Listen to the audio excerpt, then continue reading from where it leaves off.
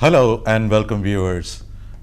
In the In Business section, we have with us the former president of the Goa Chamber of Commerce and Industry and also the managing director of Kakulo Group.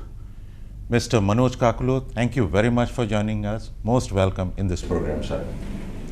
Sir, tell me what is happening, especially after the pandemic, what is happening in the malls activity and footfalls? Which are the segments going in for that? Or do you think that there is a drop in footfalls? Obviously, the worst hit industry was the mall industry because of the pandemic. If you'll recall, the malls and these bigger establishments have been under lockdown for the maximum period of time. First, the smaller one-off shops were open, but these bigger malls were not allowed to be open for a long time. So there was a huge amount of time where there was no business happening at all. Then slowly with restrictions, malls were opened. We opened up. Then again the second wave came, again restrictions. But now, I think for the last couple of months I should say that things are almost on path to a fantastic recovery. I wouldn't say we have reached 100% of the pre-COVID numbers, but definitely there is a huge improvement which is shown. Let's look at it this way. Initially when the lockdown was there, we at Kakulo Mall gave complete waiver of rentals to all our associates.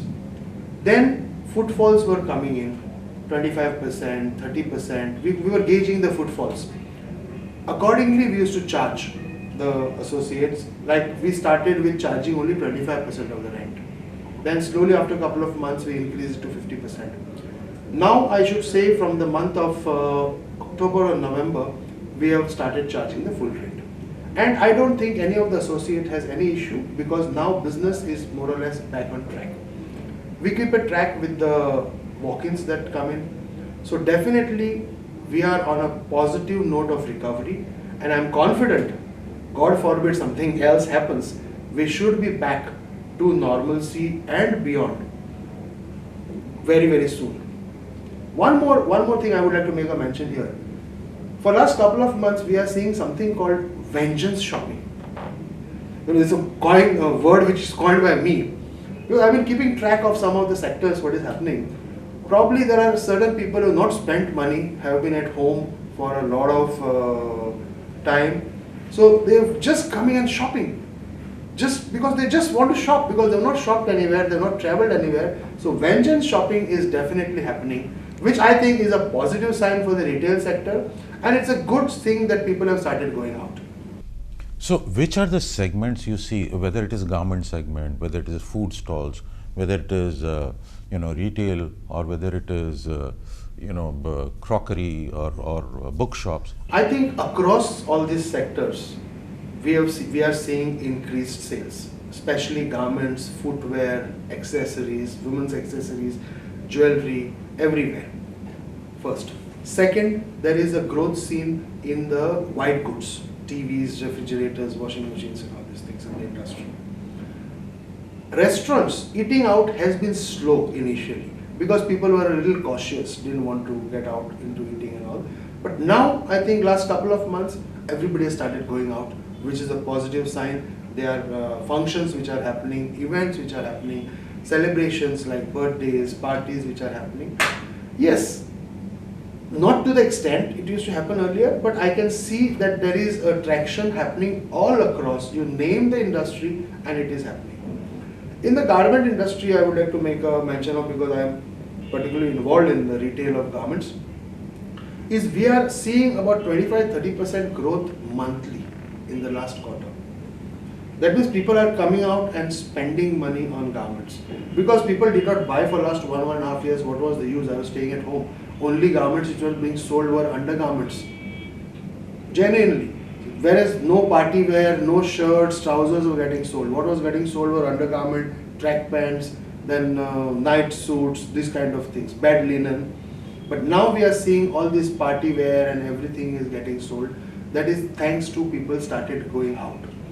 Same thing was about footwear. Footwear sale was practically nil because nobody was going out of the house. So everything is more or less, I should admit, coming back to normal. And next couple of months, we should be seeing a good spike in the retail in all over the country. So that was especially about the mall section where you said the footfall has increased. Now coming to the vehicle segment, the automobile segment, you are also a member of FADA and GADA, sorry, and in fact Goa Automobile Dealers Association. So you must be aware of what is the growth in that particular segment, particularly with EV also coming in, the electric motor. No, definitely what has happened is the demand for vehicles has gone up. But unfortunately what has happened is none of the manufacturers are able to meet up to the demand. So you will not see a huge spike in the retails happening. There are a huge amount of back orders. Now why is this happening? It's because of the international phenomenon of the chip shortage. Today there's a huge component of electronics which is there in all the cars today, and there is a shortage of electronic chips. So because of which the production constraints are there. So cars are not being able to be manufactured by across the industry. So that is why everybody today is sitting over huge booking orders, but they are not in a position. So where does the chip come from? It comes from all over the world. It's an international problem which is happening because of basically Taiwan is one of the major manufacturers. There are some Japanese companies which are manufacturing. But somehow because it started during the pandemic, people brought down their chip manufacturing capacity because there was no demand, everything was on lockdown and all that. And they are not able to ramp it up now to the requirement, number one, because the chips are the same ones which go into cars, similar types. There's a requirement in all your laptops, computers, your mobile phones, all the electronic devices. So why weren't we prepared in India? India doesn't have that kind of chip manufacturing capacity. And another episode happened is one of the major chip manufacturing companies, probably the world's number one or number two, their entire plant caught fire. So that whole capacity was lost. So this is an international issue which has happened, because of which there is a huge shortage of vehicles being manufactured and everybody is sitting over a huge order bank now. So it's a question of when the chips will come. And this, what happens is that there are these only clusters or few of these people in the world who are making this chip, few companies who are supplying everywhere. And it's not easy to ramp up or put up new plants for chips so soon. So that's the problem, which is sort of a constraints for the automobile industry. So how do you see Goa's market growing up after the availability of chips, what you say, and availability of making a big inventory for cars to be sold? No, I'll tell you, if you see some of the reports which came in the newspapers today, each one of the top 3 or 4 manufacturers like Maruti and Hyundai or Mahindra, Tata, they're sitting with a back order of lakhs of cars in the country. We are not talking about thousands here. There are lakhs of cars back orders. So the demand is there, but they are not able to supply. And I don't think the supply normalcy will come at least for the next 6 months. There is going to be an issue. So what is your plan in the automobile sector? How do you function? Because that will be an added expenses. Yes, what has happened is that because of non-availability of the cars, the retails have gone down. And but unfortunately, people have started driving the cars. So the service revenue has gone up to sustain the dealership. What happened is that during the lockdown and work from home culture came in, the driving had gone down drastically. People are not driving. So because you don't go to work, you work from home. And because of which your car is not running, your servicing gets delayed. The servicing gets delayed, I do not get a revenue. So it was like a vicious circle. So it was important that people start driving. And now they have started driving, so vehicles have started reporting back to the workshop. So service revenues have started improving, which is a positive sign for all automobile dealerships. On this note, we'll take a short break here and we'll come back to you with different segments of business where you can discuss on the later part of the program.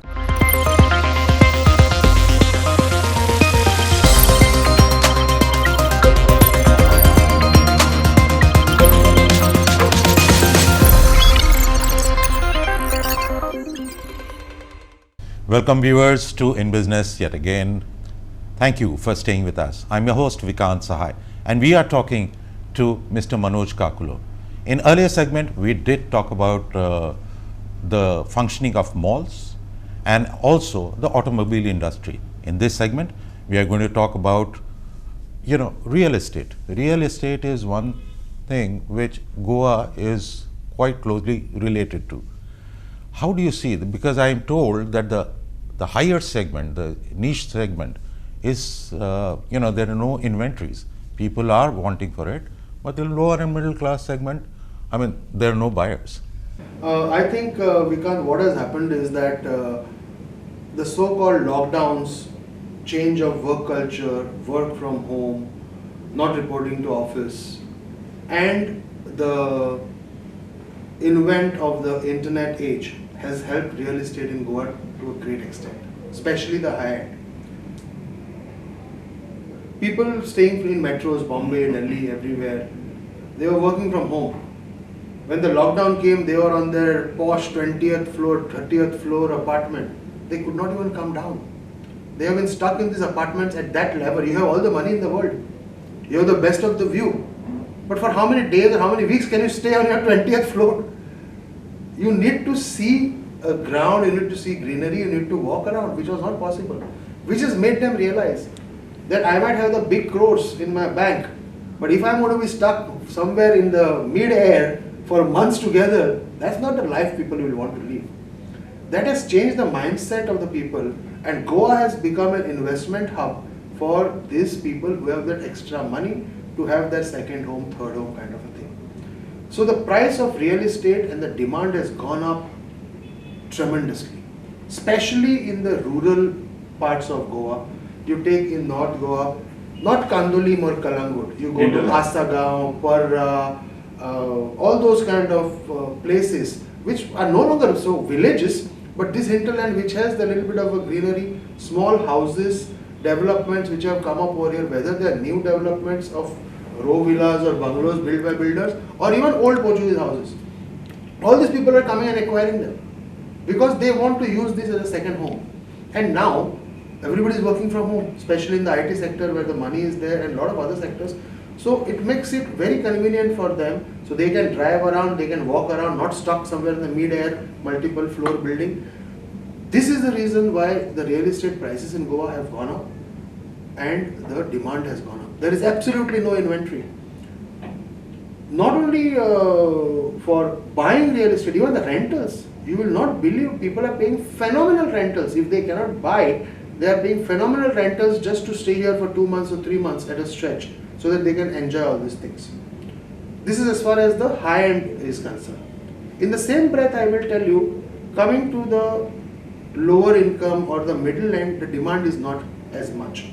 Especially the apartments which are built in the cities or around the cities, the demand has not gone up that much because main market for this were the local, the Goan people, whose income has not gone up to that extent. There have been salary cuts, pay cuts have happened, businesses have not made that much of money, so people are not investing in buying houses. So from that point of view, it's a mixed thing which has happened for the real estate. The top end demand has grown up substantially, the rates have skyrocketed, but the middle level segment is, I would say, holding a huge inventory and not selling. What about the land pricing because the land is priceless in Goa? I think I would like to answer that question in a different way. The other day somebody told me that in Asagaon, he was driving around and he saw a group of people, a family, walking around knocking doors of old houses. Excuse me, do you want to sell this house? I want to stay here. You tell the price. That's what is happening in Goa. People are actually knocking on a house and asking them, I want to buy this, is this for sale? In villages. So it is not the question what price, you just have to quote the price. People are ready to buy it. Where are they coming from? Obviously it is coming from mainly Delhi, north of India, some from Bombay. You look at it like this. Let us say for if you have a extra saving of 5 crores, okay, which you can spare to buy. For 5 crores, what will you get in Delhi? At the most, you will get a 3-bedroom apartment. That's it. Here in Goa, for 5 crores, they will get a huge bungalow with a big compound and a garden and a swimming pool as well. So that is exactly what is happening. They are comparing the rates in Delhi and Bombay to what they are getting in Goa. So that is why everybody wants to invest in Goa and come and stay here in Goa. So what is happening in the lower and middle segment? As you said, the demand is not too high. But what about those inventories which is already there? What will happen? But what has happened is, unfortunately for us, the builders have acquired their lands at such a low cost. They are holding on to the inventory, they are not reducing the price. If the builders reduce the price, probably the demand will come up. But they don't want to reduce the price, so they are holding on to the inventory and hope that the demand will come up and they will get the price. Now, so let me come to, since you have been the president of GCCI and you have worked closely for improving the ecosystem of business in Goa, how do you see this growing in Goa or not growing in Goa? I mean, we have not done too well in ease of doing business. I think the lesser said the better, because what is happening is that the industry has been crying hoax. They're crying hoarse, that saying that something has to be done to get investment into Goa. Something has to be done to make life easier for the industry. But unfortunately, there doesn't seem to be anyone who wants to bell the cat and solve the problem. Any government department you go, you have an issue over there. Your files are not getting cleared, the papers are getting delayed. There is or probably might be corruption issues involved. Then why do you have to go to the government? You have to just mail it, right? It should be online. Exactly, that is exactly the point. The point is, they say that things are going online, this is happening, that is happening, but where is the ease of doing business? You submit a proposal for clearance of any file, whether it is in IDC or factories and boilers, I'm talking about manufacturing department or health department, any department you submit. Are you getting your work done in time? No. You have to do 1,000 trips over there. Nobody is interested in solving the problems of the existing industry. Infrastructure issues are there in industrial estates, roads are in a bad state, power situation is bad, water is not available. Under these circumstances, tell me, how will you get new investment into Goa? But it's such a small state, it can be managed easily, right? There should be a political will, right? Is there a political will? Now tell me one thing, now we have election season in Goa. Everybody is talking about giving doles, giving this 5,000 rupees a month, giving government jobs and giving some this doles, that doles. Have you heard any political party say that I will get this investment into Goa? I will generate these jobs into Goa by getting private sector? Is that not something they should be thinking about? Or are they only going to give government jobs? One political party should have stood up and said that fine, our agenda, main agenda is to generate jobs for Goans. And we will get industry into Goa where Goans will get their employment. But no, their agenda is only vote bank, and votes are easy to get by when you give them 5,000 rupees in their house every month. So what is industry associations doing? They should come up and tell That is them. what we have been trying to do. Associations have been trying to stress this upon the government, impress upon the government that this has to be done, but unfortunately it has fallen on deaf ears all this while. So, I mean, it is back to square one, right? Absolutely, absolutely, because we are hearing a lot of things that this will change. Like you take the case of IPB, we have Investment Promotion Board which is there in Goa, which is supposed to be the single window clearance. IPB is clearing in the last 2 years, let us say, forget about 5 years, 10 years, last 2 years, IPB has cleared dozens of projects. My one question is, how many of those projects have actually materialized? After every IPB board meeting, there is an announcement, today we cleared 6 projects, 5,000 employment, 300 crores money coming in. I want to ask a simple question. In the last 2 years, 24 months, IPB must have had 6 or 8 meetings. Or 10 meetings, I don't know. I was also a part of IPB. And we have cleared so many projects. Let us say 20, 25, 30 projects are cleared. Can you please show me where they are on the ground? Now tell me, why are they not on the ground? IPB has cleared it. The investor comes, he gets his clearance from IPB, goes to the IDC. IDC says, I have no land. You get your own land. Fine. So it becomes a multiple window. Now what happens is he goes and buys private land. Okay. He goes to the electricity department, they say we have no surplus power to give you. He goes to PWD, they say I don't have water to give you. Now tell me one thing, investor coming from somewhere in the country, is he supposed to get water from there? and power from there? Isn't it our duty? When IPB, what they say, I have cleared the project. This is the state of affairs. We are not seeing that these projects are actually materialized, or somebody has to be there to see that these projects actually come, investment comes in, jobs are generated. So we have a high-powered committee, right, headed by the Chief Minister. Yes, we have a committee which clears it, but what happens is that who listens to them? My simple question, it's for you, the media, to investigate. How many projects have been cleared by IPB in the last 1 year or 2 years or 3 years or 5 years? And please show them on ground to me. How many have actually come? What stage they are in? You will see majority of them applications pending with either IDC or with this or that, because they don't want to take a decision. And we are talking about ease of doing business. Ease of doing business is not just tick mark to get points on the scale that the central government has set. Yeah, I see. It is actually everybody should feel that there is ease of doing business. Now coming to the last part of this interview, we have seen the second wave of COVID very recently. Now we are seeing this new variant called Omicron, and it spreads quite rapidly, quite fast.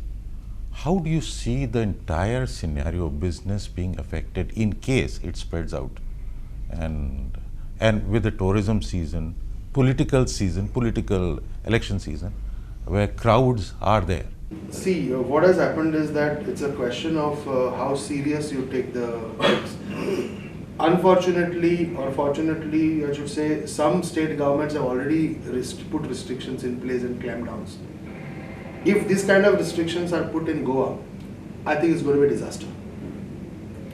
You know, I'm no expert on this field, but some people say, and you must have read it in the media, some so-called experts, doctors, scientists all over the world, they are saying that this Omicron is supposed to be spreading very fast, but it's not supposed to result in having any major issues for you, or hospitalizations or deaths and all these things.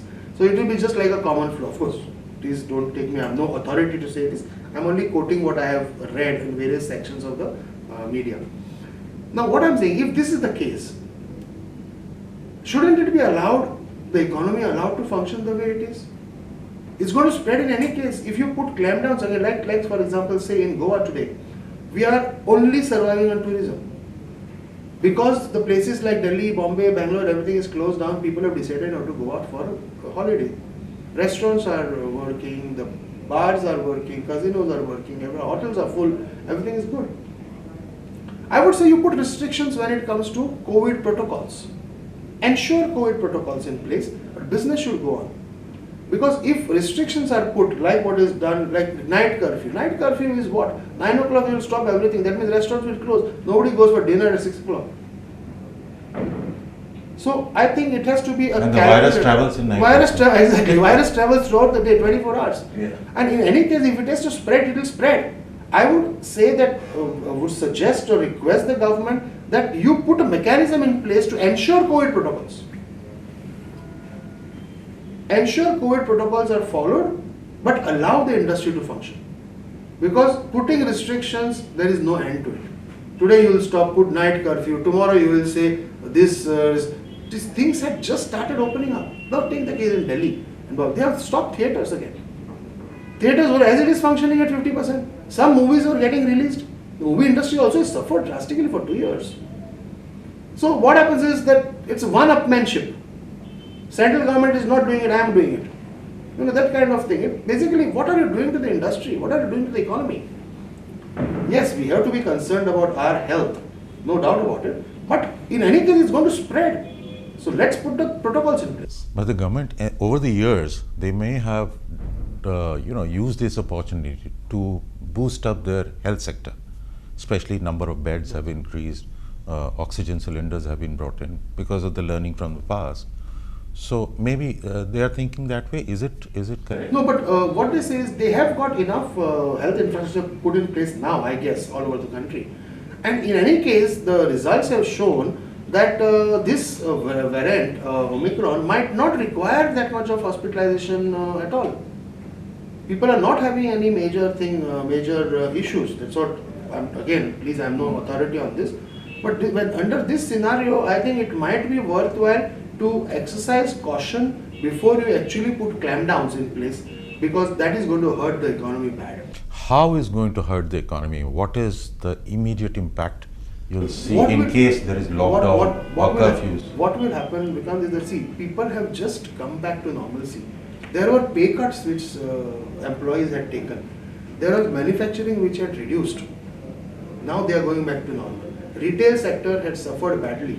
Now they are going back to normalcy. Hotels, bars, restaurants, all this had started functioning almost full scale now.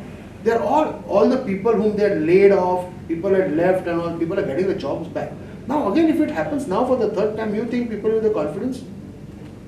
Nobody will be able to sustain another lockdown. We shouldn't even think about lockdown, should not be even in the wildest of dreams. My only suggestion is that government should put emphasis on ensuring COVID protocol. You put, like for example, they have put some things in place, foreigners coming in, after 7 days you want to come and test, fine, no problem, you do that. You make sure that you have marshals in place, whatever, so that people wear masks. People maintain social distancing. How to ensure this compliance is what you need to see. Well, otherwise, I don't think that there is anything else that can help the economy. Just we have to allow economy to function normally, all the sectors. Otherwise, Goa will be in trouble. What about tourism sector, sir? That's the only sector which is functioning today. Let's face it. And because of tourism, everybody is getting benefited. Retail is improved because of tourism. Because of tourism, the F&B industry all over the state is functioning normally. So taxis are getting their business. Tour operators are functioning. Airlines are functioning. Weddings have started happening. Events have started happening. All this has just started coming to normalcy.